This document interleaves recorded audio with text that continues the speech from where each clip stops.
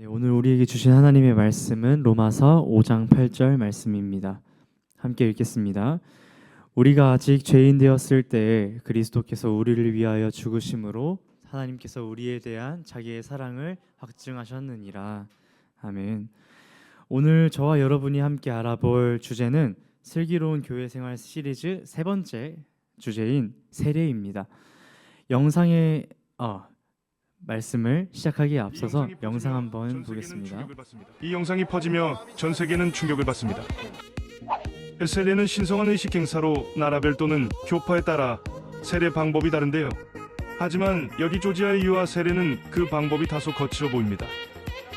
이렇게 아이를 들어 물에다가 빨래 헹구듯이 담갔다 빼냈다를 3번 반복합니다. 이 정도면 중앙정보부식 세례인데 워낙 순식간이라 의외로 은하기는 적다고 하네요. 이야기는 시작 전에 쫄았는지 바로 물총으로 지려버립니다. 이런 세례의 배경에는 신기하게도 조지아의 저출산 문제를 해결하기 위함인데요.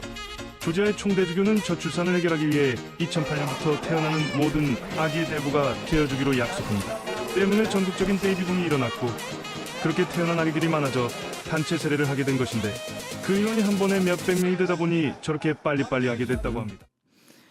영상에 나온 아기처럼 세례는 물에 빠지거나 물을 뿌리거나 물에 잠기는 방식을 통해 물 속에 들어가는 의식입니다. 세례는 누가 하는 걸까요? 그리스도를 주로 고백하는 사람들이 하는 것입니다. 왜 하는 걸까요? 그리스도와 함께 죄에 대해 죽고 예수 그리스도의 새 생명으로 거듭나서 그리스도와 연합하기 위해서입니다. 그래서 기본적으로 세례에서 물에 들어가는 것의 의미는 단순히 물에 들어가서 찜질하고 샤워하고 나오는 것이 아니라 죄 많은 우리의 옛사람이 죽고 죄를 씻고 물에서 나옴으로써 예수님과 함께 부활하고 연합하는 것입니다. 따라서 세례는 우리가 예수 그리스도 안에서 하나가 되었다는 것을 나타내는 표시이고 도장입니다. 참 잘했어요 도장을 종이에 찍으면 그 종이에 담긴 내용이 참 잘한 내용이 되는 것처럼, 참 잘한 내용으로 인정받는 것처럼 우리에게 있어서 세례는 더 이상 우리가 죄의 노예가 아니라 하나님의 자녀임을 도장 찍어주는 것입니다. 여기서 세례에 대한 설명을 잠깐 멈추고 세례에 대한 의심을 한번 시작해 보겠습니다. 한번 우리 정말 당연하게 행하는 이 세례에 대해서 태클을 한번 걸어보겠습니다. 1번, 교회에서 행하는 이 세례라는 행사 근거가 도대체 무엇이냐?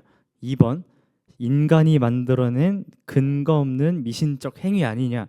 3번, 진짜로 성수가 막 뿌려지면 진짜 그 물로 죄가 막 사라지고 클렌징 폼 하는 것처럼 죄가 사라지고 그리스도 안에서 새 사람이 되는 것이냐? 그게 말이 되냐? 그럼 세례받은 사람들이 버젓이 죄 짓고 다니는 건 뭐냐? 라고 물을 수 있을 것입니다. 이 질문에 하나하나 답하면서 좀 더 구체적으로 세례에 대하여 알아보는 시간이 되었으면 좋겠습니다. 그럼 먼저 교회가 세례를 하는 그 근거를 성경 안에서 살펴보도록 합시다. 그 근거로 먼저 구약의 정결 예법이 있습니다. 출애굽기 30장 17절 21절 말씀을 여러분 한번 읽도록 하겠습니다. 여호와께서 모세에게 말씀하여 이르시되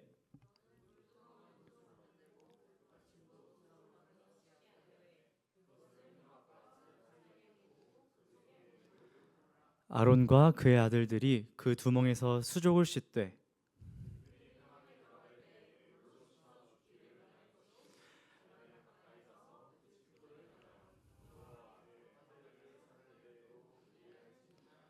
이와 같이 그들이 수족을 씻어 죽기를 면할지니 이는 그와 그의 자손이 대대로 영원히 지킬 규례니라. 아멘. 이 구절을 요약하면 다음과 같습니다. 하나님은 물과 발을 씻고 그것으로 정결케 되어 죽기를 면하라고 명령하셨다. 누구에게? 이스라엘 백성들에게. 하나님은 구약 시대의 인물인 모세에게 물로써 정결케 하는 정결 의식을 규례로 만드셨고 이를 자손 대대로 지키라고 명령하셨습니다. 또 다른 근거를 살펴봅시다. 출애굽기를 살펴봤으니 이제 신약의 내용을 통해서도 이 세례의 근거를 살펴보기 원합니다. 마태복음 3장 2절, 3절, 11절 말씀을 같이 읽도록 하겠습니다. 시작. 회개하라, 천국이 가까이 왔느니라 하였으니 그는 선지자 이사야를 통하여 말씀하신 자라. 일러스되 광야에 외치는 자의 소리가 있어 이르되 너희는 주의 길을 준비하라, 그가 오실 길을 곧게 하라 하였느니라.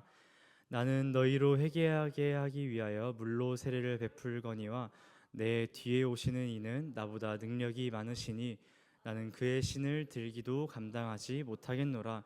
그는 성령과 불로 너희에게 세례를 베푸실 것이요. 아멘. 세례 요한은 구원하실 이 구세주 예수님의 임박한 오심을 예고하는 가운데 회개할 것을 선포하고 오실 예수 그리스도를 준비하는 격으로 세례를 베풀었습니다. 이때 그는 물로 세례를 행하는데 이것이 교회의 전통적인 세례의 형태가 된 것입니다. 이렇게 세례의 근거를 구약, 신약, 성경을 통해 확인을 해보았습니다. 그럼 다음 질문을 다시 한번 상기해 봅시다. 다음 질문입니다. 인간이 만들어낸 근거 없는 미신적 행위 아니냐? 사실 첫 번째 질문에 대한 답변을 통해 충분히 설명된 바가 있지만 성경의 세례가 하나님의 약속이라는 근거가 정말 많기 때문에 다채롭게 그 근거를 더욱더 많이 살펴보도록 하겠습니다. 세례가 인간이 만든 미신적 행위가 아닌 이유, 첫 번째, 예수님도 세례를 받으셨기 때문입니다. 마태복음 3장 16절 읽겠습니다. 예수께서 세례를 받으시고 곧 물에서 올라오실새 하늘이 열리고 하늘의 성령이 비둘기같이 내려 자기 위에 임하심을 보시더니. 세례를 받으러 하시는 예수님이 요한에게 이렇게 외칩니다. 예수님께 요한이 이렇게 외칩니다. 제가 당신에게서 세례를 받아야 할 터인데 예수님이 어떻게 제게 오셔서 세례를 받으려고 하십니까? 맞습니다. 예수님은 하나님이시기 때문에 세례를 받으실 필요가 없었습니다. 그럼에도 예수님께서 세례를 받으신 이유는 세례라는 행위를 통하여 하나님께서 여전히 우리에게 약속하실 바가 있다는 것을 몸소 보이셔야 했기 때문입니다. 다음, 세례가 인간이 만든 미신적 행위가 아닌 두 번째 이유는 예수님이 세례를 아까 받으셨죠. 아까 세례를 받으셨지만 이번에는 예수님이 세례를 명령하셨기 때문입니다. 마태복음 28장 19절 말씀 같이 읽겠습니다. 그러므로 너희는 가서 모든 제자로 삼아 아버지와 아들과 성령의 이름으로 세례를 베풀고. 하나님이신 예수님께서 인간이 만든 조잡한 종교 의식을 명령하신다는 것이 더 이해가 잘 안 되지 않습니까? 예수님이 오늘 지상대명령에 담겨 있는 마태복음 28장 19절을 통하여 말씀하셨듯 우리는 삼위일체 하나님, 성부, 성자, 성령 하나님의 이름으로 모든 민족에게 나아가 세례를 베풀어야 합니다. 따라서 여러분, 우리가 베풀어야 할 그 세례는 우리에게서 온 것이 아니라 예수님께로부터 온 사실을 오늘 말씀을 통하여 기억하셨으면 좋겠습니다. 마지막 질문에 대응해 봅시다. 진짜로 물, 성수가 뿌려지면 죄가 사라지고 그리스도 안에서 새 사람이 되는 거냐? 그게 말이 되냐? 이 질문인 즉슨 세례를 받아야 구원을 받는 것이냐라는 질문인데요. 사실 그렇지 않습니다. 세례를 받는다고 해서 구원에 이르는 것은 절대 아니죠. 뭐지? 싶으신 분들도 계실 거예요.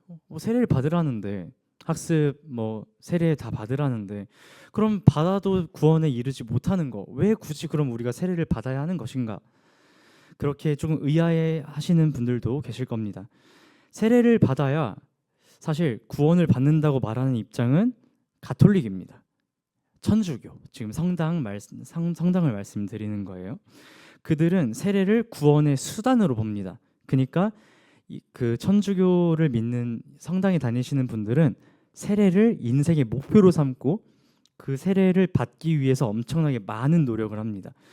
본인이 세례를 받기 위해서 하는 그 노력들을 열심히 모아서 세례를 향하는 그 길로 만들고, 그 세례를 받으면 나는 구원받은 사람이다, 나는 하나님의 사람이니까 그 다음부터의 삶은 나는 정말 하나님의 자녀다운 삶으로 그냥 살면 된다라는 식으로 이제 바라보게 되는데, 그래서 세례를 받아야만 우리의 죄가 씻겨지고 새로운 생활로 도달할 수 있을 거라고 천주교는 생각합니다. 그러나 교회 중에서도 개혁교회, 우리 은혜마을 교회는 성경의 근거 위에서 이렇게 말합니다. 세례는 구약의 할례와 같이 하나님과의 언약 관계에 대한 상징이라고요. 물은 예수 그리스도께서 부활하심으로 말미암아 이제 너희를 구원하는 편이 곧 세례라. 이는 육체의 더러운 것을 제하여 버림이 아니요 하나님을 향한 선한 양심의 간군이라. 베드로전서 말씀을 통하여 알 수 있듯이 세례를 받는 순간 우리의 죄된 본성이 갑자기 확 바뀌어가지고 선하게 바뀌는 것이 아닙니다. 세례는 육체의 더러운 것을, 즉 죄악을 우리 몸에서 완전히 빼버리는 것이 아니라는 것이죠. 세례는 인간의 악한 정욕대로 살게 두지 않고 오히려 하나님의 뜻대로 살아가도록 새로운 영적인 세계로 이끄는 것입니다. 그러므로 여러분, 세례를 받았다고, 여러분들 중에서 세례 교인들 있으시죠? 유아 세례를 받았든 성인 때 세례를 받았든, 세례를 받았다고 여러분들이 이후에 짓는 죄가 아니게 된다던가, 나는 죄인이 아니니 하나님과 전혀 상관없는 이기적인 삶을 살 수 있다 없다? 없는 것입니다. 오해해서는 안 되는 대목이죠. 은혜의 표시이고 도장인 세례는 하나님이 우리에게 주신 약속입니다. 하나님은 그리스도 안에 있는 성도들, 그들이 여전히 죄를 짓는 죄인이라 할지라도 약속하심으로 그들을 구원의 길로 인도하십니다. 그리스도 안에 연합한 성도들은 세례를 받음으로 하나님이 우리에게 주신 구원이란 약속을 영원히 획득할 수 있습니다. 따라서 세례는 전적인 하나님의 은혜이죠. 우리 오늘 말씀을 다시 한번 떠올려 봅시다. 세례는 하나님이 주신 무엇이라고 했죠? 약속이라고 했습니다. 여기서 우리 삶 속에서의 약속이란 무엇인가를 다시 한번 생각해 봅시다. 내일 흥덕이마트 앞에서 오후 2시에 만나자. 내가 무언가를 내게 줄 테니 그 대가로 3만 원만 내게 주라. 내가 어제 밥을 샀으니 너가 어제 밥을 샀으니 오늘은 내가 사겠다. 이런 말들을 우리는 흔히 약속 또는 계약이라고 하죠. 잘 보면 모든 계약에는 주고 받는 것이 있습니다. 자, 다시 돌아가서 세례가 뭐라고 했죠? 하나님이 우리에게 주신 약속이라고 했습니다. 하나님이 우리와 한 약속. 그런데 우리가 세례를 받을 때 우리가 취할 수 있는 행동에 무엇이 있는지 다시 한번 생각해 봅시다. 우리는 단지 세례를 받을 때에 단지 무릎을 꿇고 눈을 감고 머리에 물을 적셔지는 것밖에 할 수 없습니다. 우리가 그리스도와 연합하는 것이 세례라고 하였습니다. 그런데 애초에 그것이 가능하냐부터 진지하게 고민해야 되는 것 아니겠습니까? 그리스도이신 예수님은 하나님이시기에 온전히 거룩하신 분이십니다. 죄가 없고 완벽하게 깨끗하신 분이라는 것이죠. 그런데 우리는 어떠합니까? 솔직히 까놓고 말해봅시다. 우리는 죄를 생산해내는 공장 아닙니까?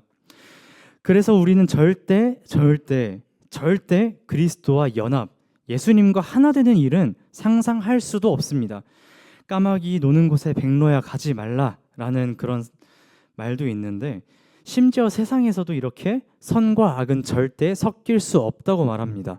그런데 우리 같은 죄인이 어떻게 예수님과 세례로 하나가 될 수 있겠습니까? 그럼에도 하나님은 우리에게 세례라는 약속을 죄인인 우리에게 주신 것입니다. 우리가 하나님과 계약을 한 것이 아니라 하나님이 그 약속을 우리에게 그저 주신 것입니다. 하나님은 우리에게 약속하셨지만 우리는 그 약속에 있어서 행할 수 있는 것이 하나도 없습니다. 우리가 할 수 있는 그 어떤 일도 없습니다. 착하게 살려고 노력해 보십시오. 죄 안 짓고 살려고 백날 천날 노력해 보십시오. 같은 죄에 또 넘어지는 것이 우리 죄인입니다. 하나님은 이런 부분에서 정말 바보이십니다. 우리는 하나님께 그 어떤 것도 할 수 없습니다. 하나님이 정결을 명령하셨지만 저희가 정결할 수 있습니까? 저희는 정결할 수 없습니다. 하는 생각마저 모두 죄악이기 때문입니다. 우리가 아무것도 할 수 없는 그러한 무능한 존재인데, 그러한 무능한 존재와 계약을 하고 약속을 하실 수 있겠습니까? 하나님이 바보 중 바보이신 이유가 마지막으로 가장 크게 나타나는 구절이 있습니다. 오늘 말씀의 본문 로마서 5장 8절 말씀입니다. 같이 읽겠습니다.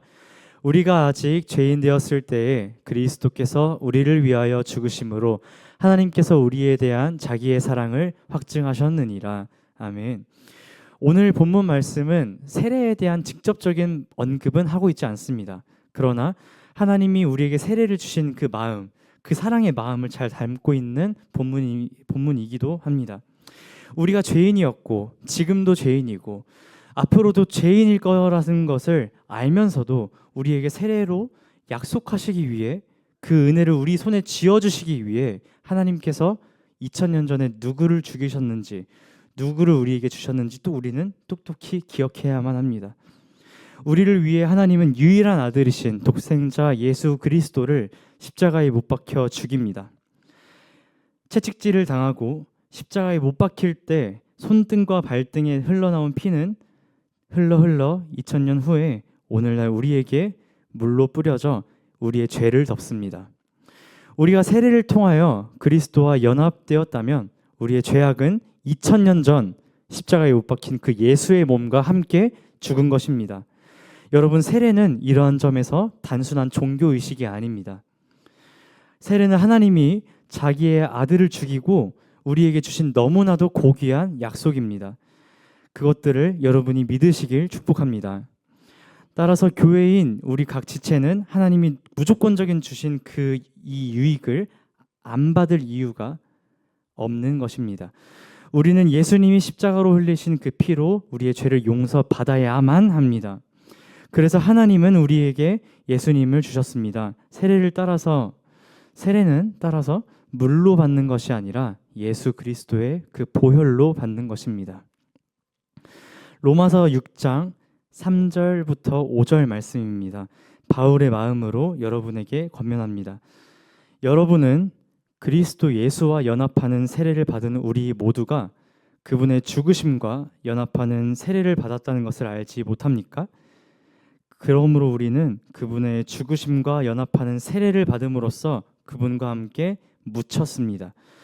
이것은 그리스도께서 죽은 사람들 가운데서 아버지의 영광으로 살리심을 받은 것과 같이 우리도 새로운 생명 가운데서 살아가게 하려는 것입니다. 우리가 그의 죽으심과 같은 죽음으로 그와 연합하는 사람이 되었으면 또한 분명히 그의 부활, 그 부활하심과 같은 부활로 그와 연합하는 사람이 될 것입니다. 세례를 통하여 그리스도와 연합하고 그 위대한 연합으로 죽음의 늪에서 우리를 생명의 길로 인도하신 하나님의 이름을 오늘 찬양하기 원합니다. 그런즉 누구든지 그리스도 안에 있으면 새로운 피조물이라. 이전 것은 지나갔으니 보라 새 것이 되었도다. 새 생명 주시는 하나님의 위대한 약속에 여러분들을 초대합니다. 세례 받지 않은 형제 자매 여러분을 그리스도와의 위대한 연합으로 초대합니다. 세례 받읍시다. 그리스도와 하나 됩시다. 주 안에 거합시다. 주 안에 있는 나에게 찬송 드리고 결단하며 기도하도록 하겠습니다.